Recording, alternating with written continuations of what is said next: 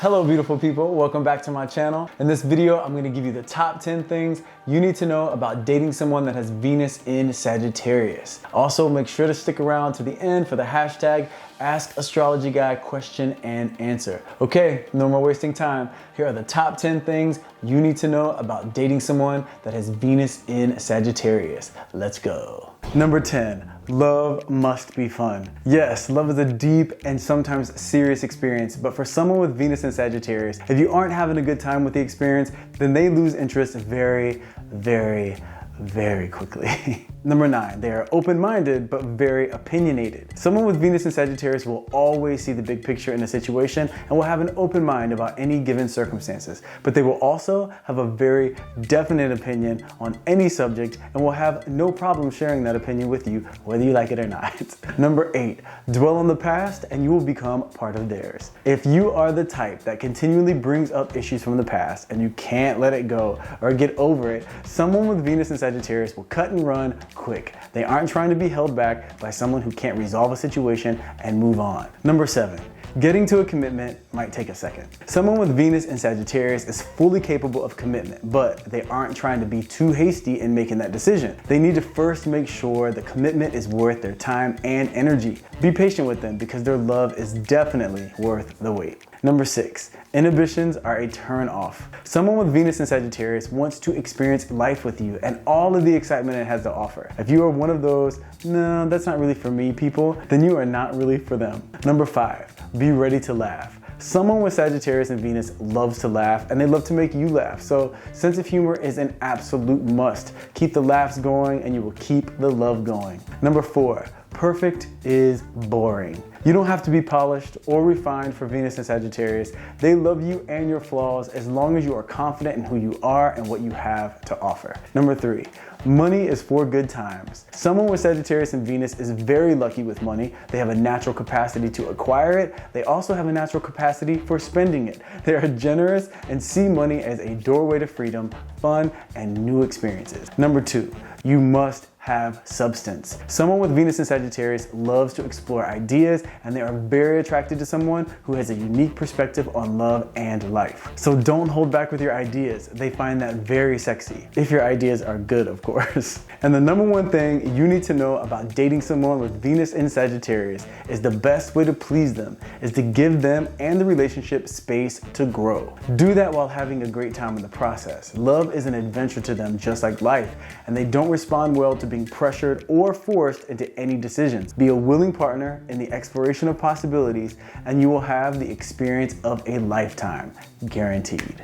So the hashtag Ask Astrology Guy question comes to us from Marie Loon 777. And she says, first, thank you so much for your content. It's absolutely on point and always helpful. Well, you're very welcome, Marie. Thank you so much for the positive feedback. Then she goes on to say, how do we get over our partners wanting to control everything and reverting to sulking or accusing each other when we have lots of water and cardinal signs in our respective chart? My partner is Aries Sun, Cancer Ascendant and Moon, Venus in Aries, while I am Cancer Sun, Capricorn Ascendant, Scorpio Moon, and Venus in Taurus. We initially felt super compatible, emotionally especially, and now we both are so stubborn and neither of us will accept each other's apologies. What's blocking us and how do we get out of this? Marie, this is such a good question. Well, first, in a situation like this, you have to ask yourselves, do we love each other? Because if the answer is yes, this is great. Because if you love each other, you will be willing to do the work that it takes to diffuse this negative energy and reconnect in a way that is grounded in connection. Now, with charts like the two of yours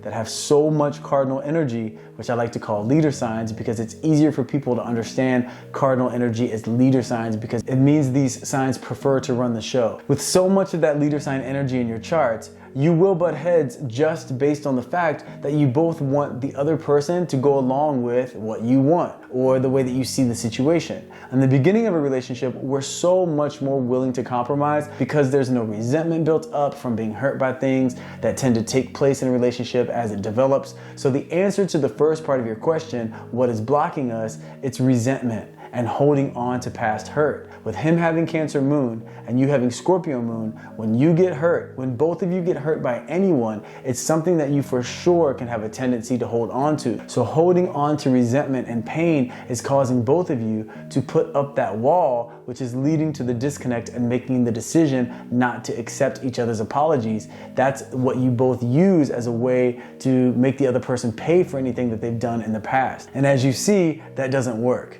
Now, your other question, how do we get out of this? Well, there's 2 steps. The first step is you both have to make the agreement that because you love each other and you want the relationship to work, that you will never, ever bring up the past again when it comes to what either of you has done to hurt the other person. No more bringing up past hurt. Now, this is going to be very challenging for both of you, but I promise this will change the game in terms of bringing you two closer and helping you two to break down these walls that are up right now. The way you're going to be able to not bring up the past and start accepting each other's apologies is like this: by making sure that when one of you is upset about something that the other person did, yes, an apology is great, but it is so important to go to the next step, which is getting resolution. And here's how to get resolution. The person who's upset needs to come up with the action that they want the other person to take moving forward regarding the situation that they're upset about. Here's a very simple example. Let's say you get upset that he leaves the cap off the toothpaste.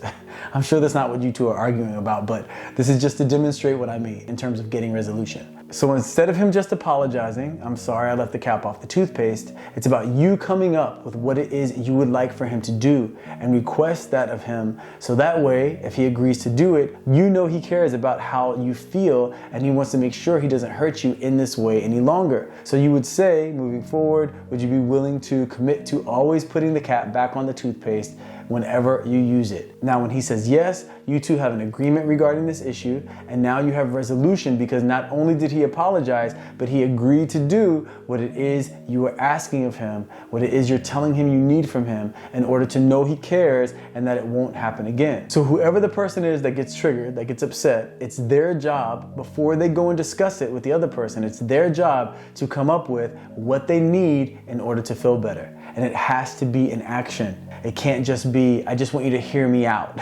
Because nobody wants to just sit and have you dump on them and tell them how wrong they were, and then you get up and you feel great and you walk away, and then they feel like crap. So it has to be an action that they can take to make you feel better. It has to be something that that person can do moving forward to make sure that if the same situation comes up again, that they know exactly what you asked for, they know what to do. That way the person that was hurt doesn't get hurt again. Not only does this keep the same result from happening again, but it also shows the person that was hurt that the other person cares enough to put forth the effort to do what's necessary to make the one that was feeling hurt feel better. That way the apology is supported by an action and you two will have an agreement in that area moving forward. That's resolution.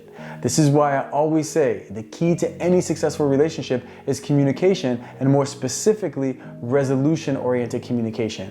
Anyone can say, "I'm sorry." Anyone can talk things out and so they understand each other. But unless you have an agreement and a solution in place, then it's bound to come up again. Now, if the person being asked isn't willing to do the requested action, it's not the end of the discussion. And it doesn't mean this is time now for one of you to get pissed and get up and give the other one the silent treatment. It doesn't mean that at all. It's an opportunity actually for both of you now to then discuss what can be done so that way you come up with a solution that both of you feel good about. So if he says, "No, I'm not willing to do that," you say, "Okay, well, what are you willing to do? Because as it is right now, I'm not happy and I need to know what we're going to do to handle the situation in the future." Then you two continue to discuss it until you come to a mutual agreement. Don't judge the other person in the process and never bring up the past. You say, from right now moving forward, what are we going to do about this situation so it doesn't happen again and so we can stay connected and stay loving each other and stay working as a team. And remember, the person who got upset, it's their job to come up with what it is they need in order to feel better. This way, like I said, the apology comes with an action and an agreement that leads to resolution. Then you can let go of what happened because whoever was hurt knows if this situation comes up again, the same thing won't take place. The person that was hurt will also feel so much better because what they requested in order to feel better has been agreed to. And that willingness is a demonstration of love. That's the way out of this. Loving each other enough to let go of the past, never bring it up again, and the way you'll be able to do that is with resolution-oriented communication. Then you can get right back to that Cancer moon, Scorpio moon love, which I know when it's good, it's amazing. But I also know when you two are upset, you both can be very stubborn and shut the other person out and hold a grudge and make them pay for their wrongdoing. So I'm sending you and your Aries so much support. Thanks, Marie, for the great question. I really hope that helps. Okay, so there you have it. The top 10 things you need to know about dating someone with Venus in Sagittarius and how to stay connected when both of you have so much emotion-based and cardinal-based energy in your chart. I really hope you all enjoyed the information. If you did, hit that like button. Let me know your thoughts in the comment section. If you would like one of your questions answered, please put the question in the comment section with the hashtag AskAstrologyGuy. Thank you so much for taking the time to hang out with me. I love you guys, and I will see you in the next video.